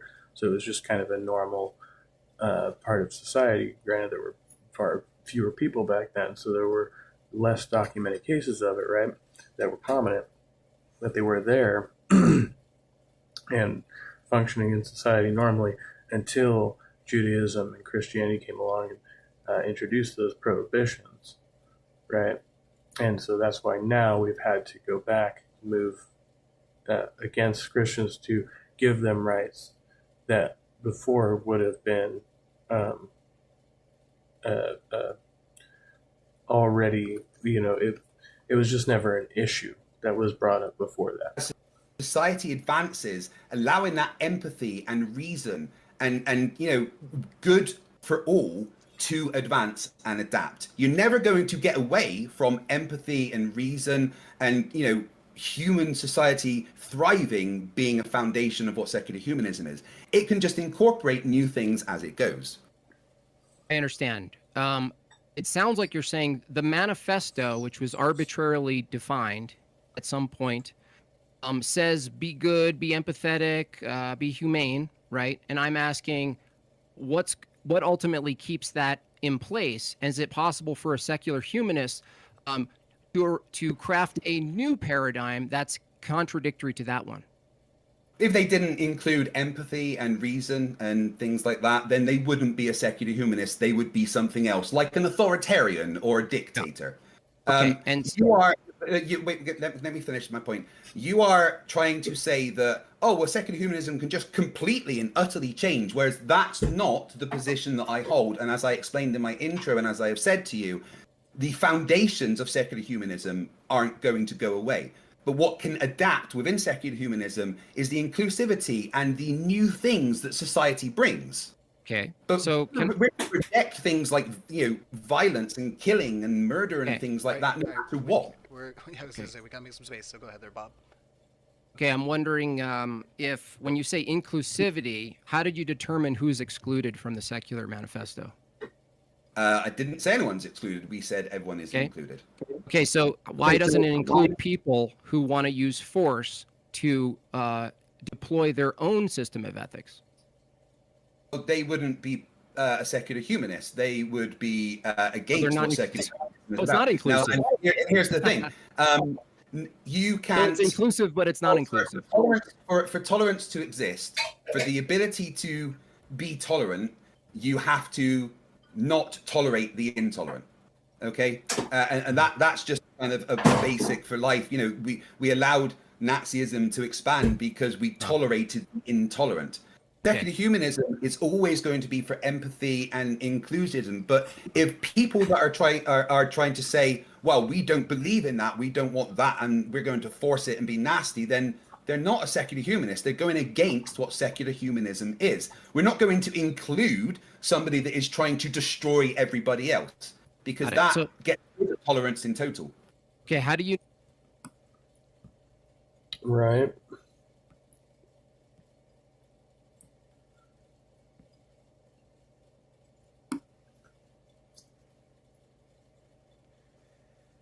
Anyway, I'm done with this. Let's move on.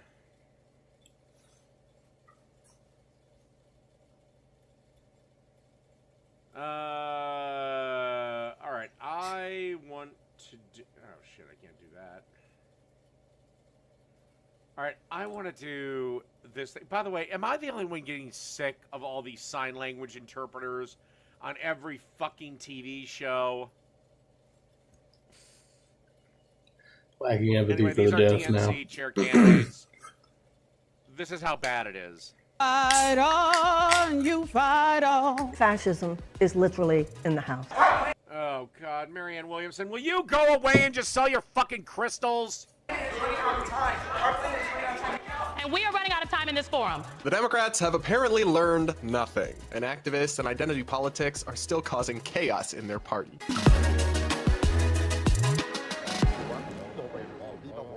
We're going to break this down and so much more in today's episode of the Brad vs. Everyone podcast, my daily show where I take on the craziest ideas from across the internet, across our politics, and across our media, all from an independent perspective. Up first, like I mentioned, we've got to talk about the Democratic Party because they're not doing well. They just had a big event hosted by MSNBC where they interviewed and spoke to the different candidates to be the new chair of the Democratic Party, the boss of the DNC. They've got a bunch of different candidates, but their event did not go as planned, it's safe to say. We're going to run through some of the highlights and the fact that the event was basically totally derailed by protesters from their own side. But first, just a funny clip of how one of the candidates... Good evening, everyone. It is my desire to be the next DNC chair, and I just want to give you all a little... Who the fuck is this bitch? little bit of something that's been on my heart here over the last couple of days. Oh, good. It's something that's been on her heart. You fight on, you fight on. I will give you my vote if you stop singing. You fight on, you fight on.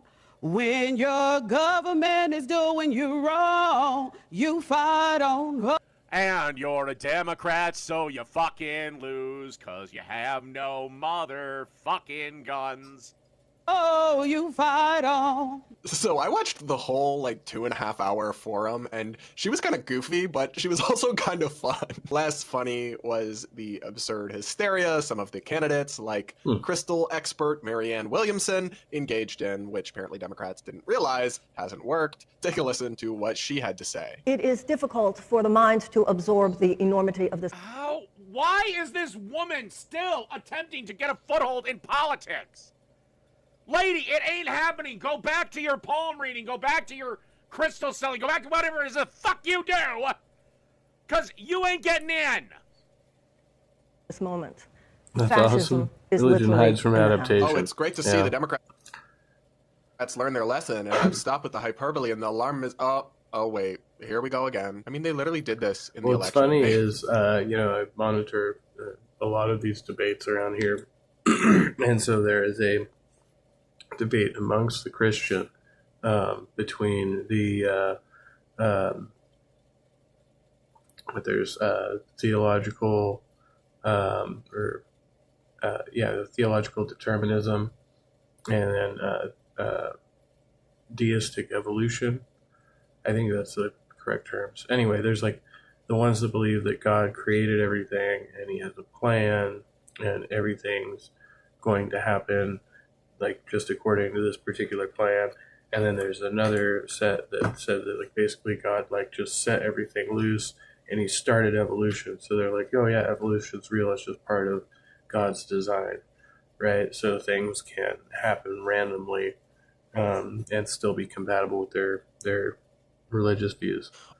Over and over again, compared Trump to Hitler. They're now comparing deportations to concentration camps. It's all getting so unhinged and absurd, and it unfortunately discredits the legitimate criticisms to be made of Trump or Trump policies because they just can't help themselves. This is not, in fact, anything like fascism or Nazi Germany or any of this stuff, and y'all just look silly when you insist otherwise over and over again. And frankly, it's kind of offensive to the memory of the victims of those horrific regimes to compare it with just one particularly controversial president and his right-wing policies. But the hilarious part about this DNC event is that it literally almost didn't continue. Over and over and over again. I think... You know, one thing I do gotta say about this guy's, my dude, how much teeth whitener do you go through in a week? 5 separate times, climate protesters interrupted and had to be forcibly removed. And the way the Democratic, or I guess I should say, the journalists from MSNBC, the operatives, the way they handled it was pathetic and encapsulates everything that's wrong with that side of the political spectrum right now. I'm going to show you guys this, but first, a quick message from today's sponsor. I don't know Oh, trust me, I know, and he's another fucking wimpy fucking beta soy boy dork. Like the governor of my goddamn state. You guys, but I ate way too much over the holidays and gained a few extra pounds. But I'm getting my health back on track, and that's why I'm excited. Metabolism is your body's engine. It's how your body turns the food you eat into fuel that keeps you going. Mastering your metabolism will help you get your health back on track in 2025. So if you want to take the next step in improving your health, go to lumen.me/Brad to get 20% off your okay, fine there. Eruptions. From the climate crazies, you've seen them before, you've heard their script. Apparently when they're not throwing soup on art, they sabotage Democratic events and scream at people and try to shout down MSNBC hosts for not being anti-climate change enough. Here's the first clip. There will be a moment where we will take questions from the audience, but I would ask... Jesus Christ. I never thought I'd say this, but Simone, get a fucking wig. Thank you so much. We appreciate your enthusiasm. We are going to ask the questions from... Okay, Simone, you just have to be the ghetto ratchet bitch that we know you all are and just scream shut the fuck up at these people. The stage, we'll ask that you please take a seat. We'll ask that you please take a seat. This is a question we're going to ask.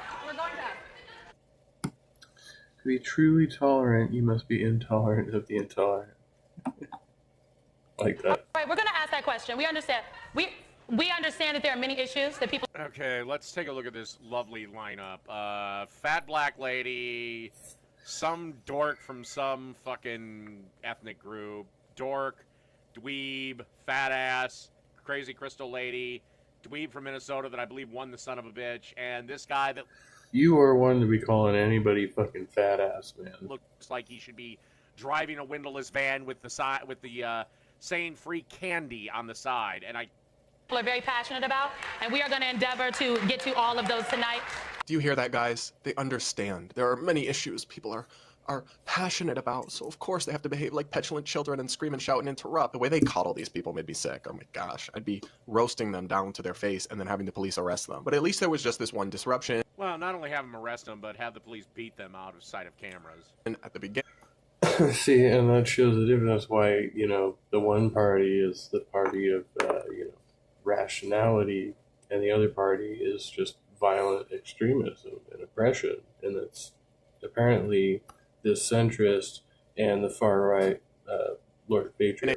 And then they got the event underway. Just kidding. Like, we are totally for the violent suppression of free speech. Here's the second one. Back to the last election cycle. You do not, pardon me. Okay, I want to try it. Thank you all so much. We appreciate, can I just note, Okay, it's the Sunrise Movement. I have no idea who in the fuck they are. No, we appreciate your enthusiasm, and we have a number of questions we'd like to get to. If you would please take a seat, ma'am. If you're willing to stay silent, we would love to have you stay. But we have a number of questions that we're going to ask. And please, you all don't know what we're asking. No one has seen our questions on this stage. Give us an opportunity to get the questions from these candidates and the answers that we all know you want. I see my Sunrise family over here. Yeah, and what a shock. The activist is about 40 pounds overweight. Oh, God. Jeez. The Sunrise Movement. We are the climate revolution. We believe everyone should have access to clear air and water, full pension, food, affordable housing, American 501 political action organization that advocates political action on climate change. The Sunrise Movement at American University launched an initiative for a Green New Deal at AU. The campaign was launched during a rally on the first day of voting for the spring 2023 student government elections. The movement gathered over 500 signatures to get a GND for AU on the ballot for a campus-wide referendum. They want the Green fucking New Deal. Oh my God. Okay, I'm not gonna get into it, but they want. These are their demands. I didn't even type in the Green New Deal bullshit. Stop the climate crisis. Create millions of good union jobs for all. Invest in racial and economic justice, whatever the fuck that is. Reimagine our government to work for everyday people. Oh, fuck you. And that doesn't involve a goddamn bus or bike. Just very little laughs.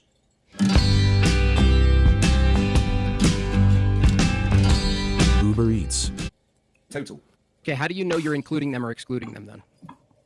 Well, we would say, no, we don't want you coming here with your violence and authoritarian rules. This is the way that we like to have society, and we reject what you are saying with your authoritarian nonsense. Secular humanism is a change. It's about empathy and reason, and you're not getting away from this. Okay, so would you use force to keep other people you don't agree with out? Secular humanism uses force as a last resort. No, I'm saying specifically. But let me clarify my point. We would start with trying to get a decent, respectful dialogue about what is going on. Why are you being intolerant? What is your problems here, etc., etc., etc. If it came to it, to keep society happy and healthy, yes, force would be used to stop those people that are trying to force their ways onto you, but only to protect everybody else. And it is, again, within secular humanism, always a last resort. Okay, cool. So in your system, you do use authoritarianism to keep other people out of your society who don't agree with your ethical norms, right? No, we don't use authoritarianism. We use force as a last resort. That's authoritarian. That is authority. No, force as a last resort. See your comment on the YouTube side. Is authority on prison.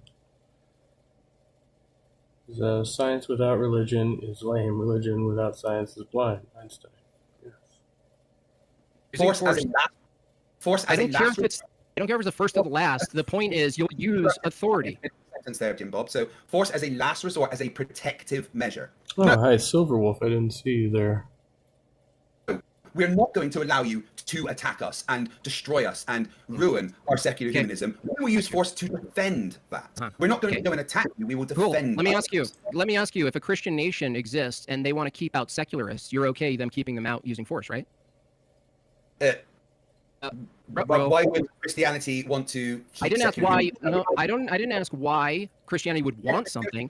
It's not a. Yeah, I see you now. I didn't see it pop in my Prism Live chat earlier. I just saw you in YouTube chat.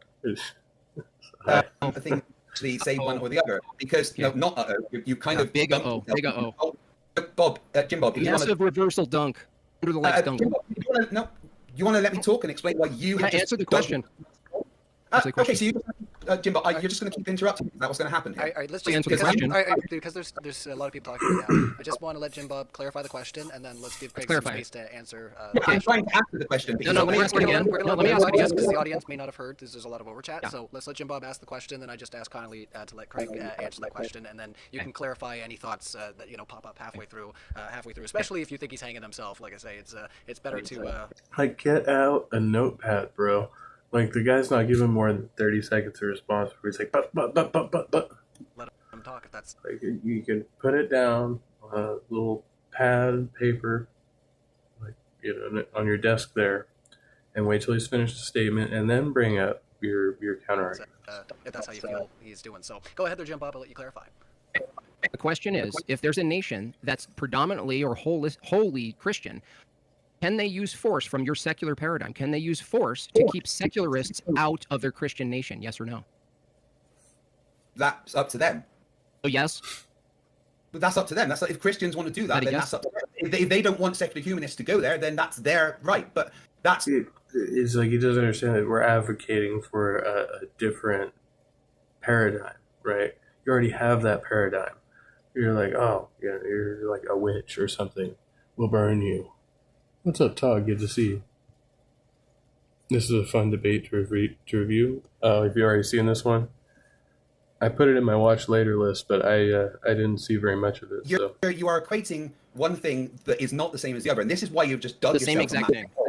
No, see, once again, Jimbo, I'm trying to talk, and you just keep interjecting. This is a very pathetic and childish way to engage in a debate. It won't let me put comments on the screen over here. I just figured that out. I was like, oh, if I have the YouTube chat open, can I put comments on the stream?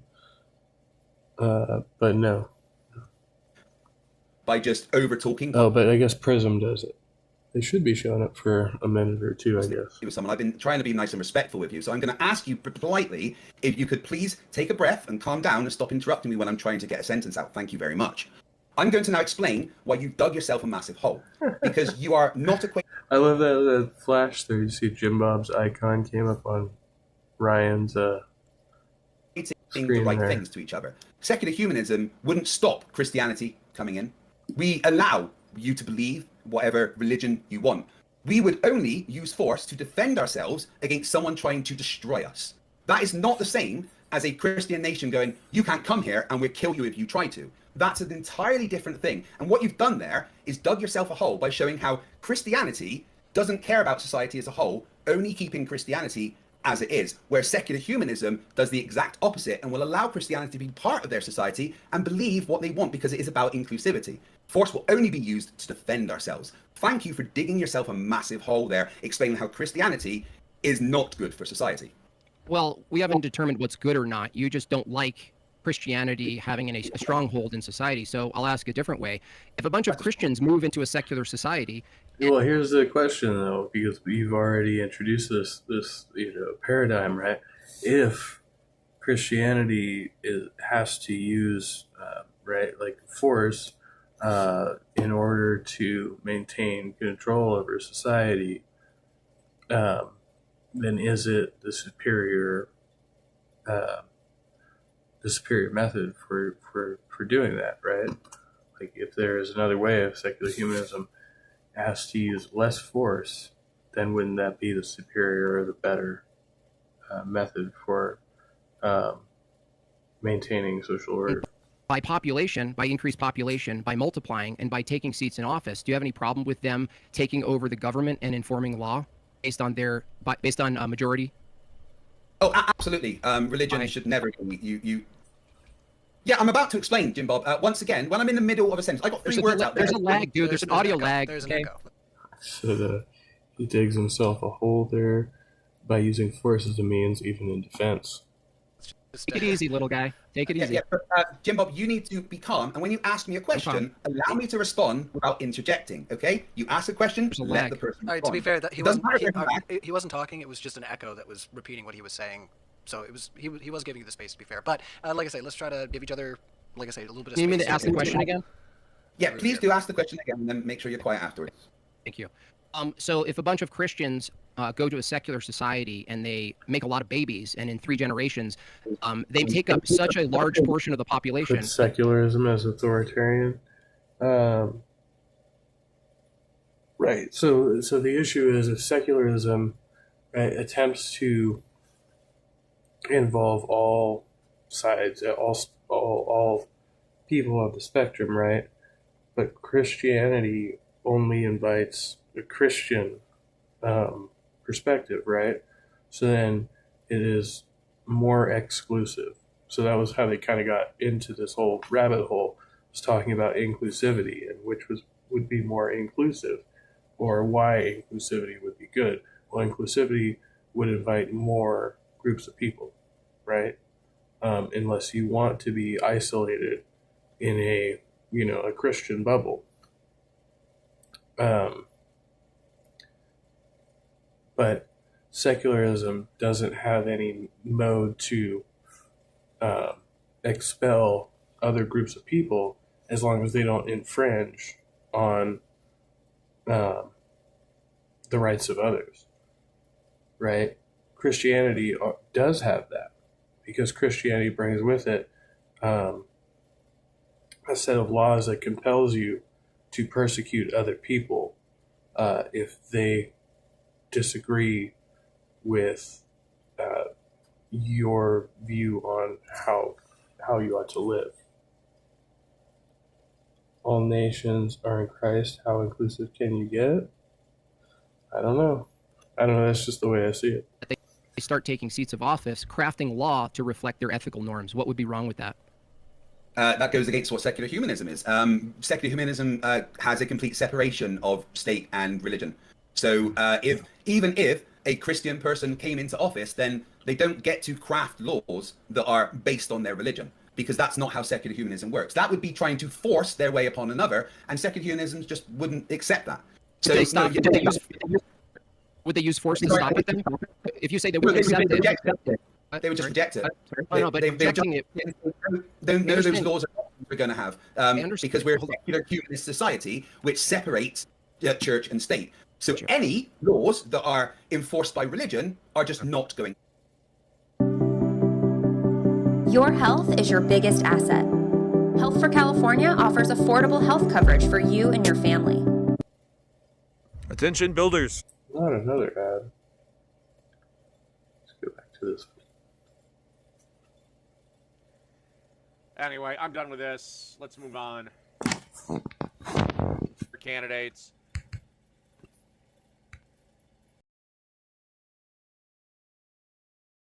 Further in this. Last funny was crystal expert Marianne Williamson.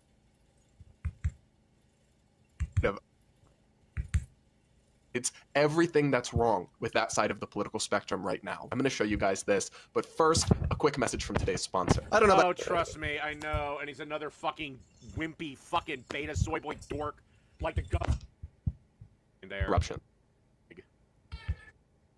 All right, we're going to We got this chick causing a disturbance. Not only have him arrest him, but... enthusiasm, and we have a number of questions we'd like to get to. If you would please take a seat, ma'am. If you're willing to stay silent, we would love to have you stay. But we have a number of questions that we're going to ask, and please, you all don't know what we're asking. No one has seen our If questions you want to sit the fuck down and shut the fuck up, we'll let you stay. on this stage. Give us an opportunity to get the questions from these candidates and the answers that we all know you want. I see my Sunrise family over here. Yeah, and what a shock. The activist is about 40 pounds overweight. That is. Once again, just you're not the dude. You're not the dude to call other people out on being unhealthy or overweight. It's just not working for you, bro. Yeah, that is stupid.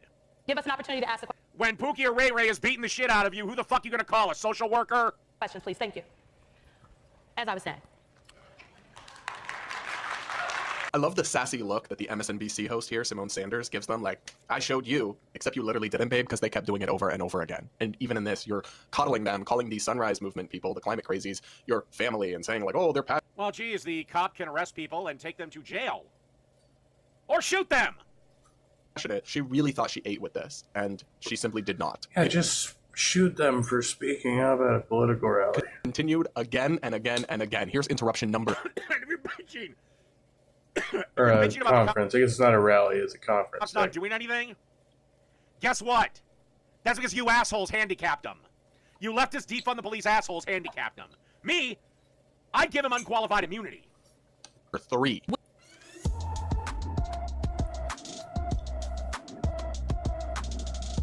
Would you have done anything Hey, different? William. No, I'm sorry. Bro hugs, William. Good to see you. Everyone, please. We cannot. I am going to ask if the audience would please give us an opportunity to ask the questions. And if you are not going to give us an opportunity to ask the questions, we are going to simply ask you to... Will you please let us do our fucking jobs? Please. We will not be able to get through this evening. We will not be able to get through this evening if you all continue to interrupt. And we are running out of time in this forum. The interruptions were... Yeah, young black scholar. Bitch, Democrats ain't playing.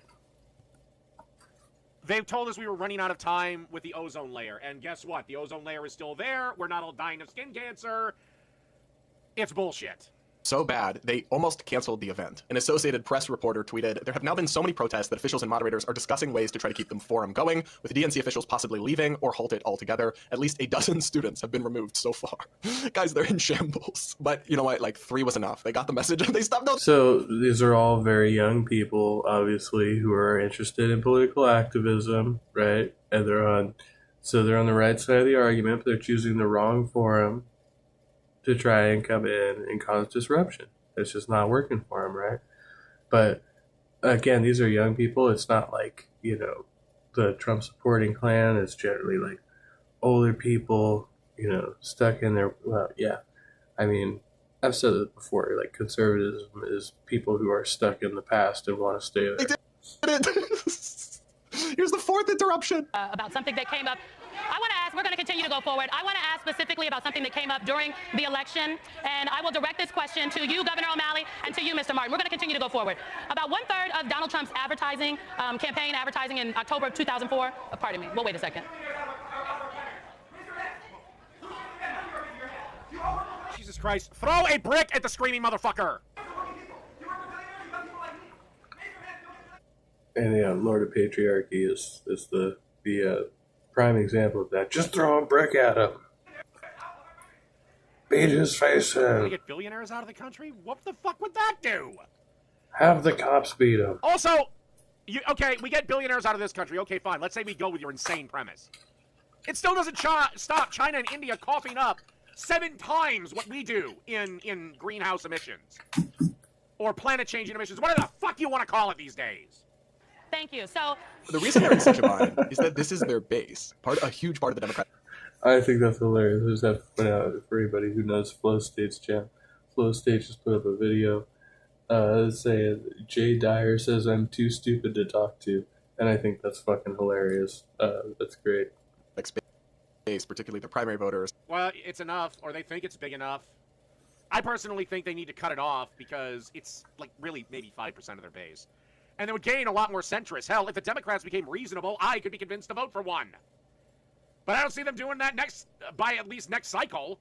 And heavily engaged people in social media are these crazy left-wing young people who think the sky is falling and feel entitled to vandalize and interrupt things with protests because they just have the whole world How did Elon Musk steal his wealth? Everyone that bought a Tesla bought one willingly.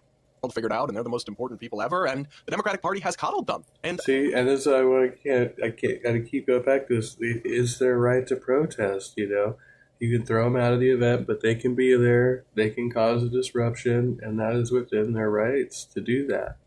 They get thrown out as long as they, leave peaceably. They don't cause any resistance, right? You have no reason to, throw a brick at them. Apparently, I voted for Hillary because somebody gave me a case of beer. That's when I didn't know how good of a job Trump would do in his first term. I don't think I've ever voted for Klobuchar. Maybe I have. I voted for Obama once. Didn't vote for him the second time. And they're going for a 4th beer in under 45 minutes. God, did I hate voting for Romney. I Again, these are weak-ass, pussy-ass Budweisers, too, though. So. Obama was going to win. Actually, here's my presidential history in voting. I voted for Gore, Kerry, Obama. This guy voted for Gore and Obama? Romney, Clinton, Trump, and Trump.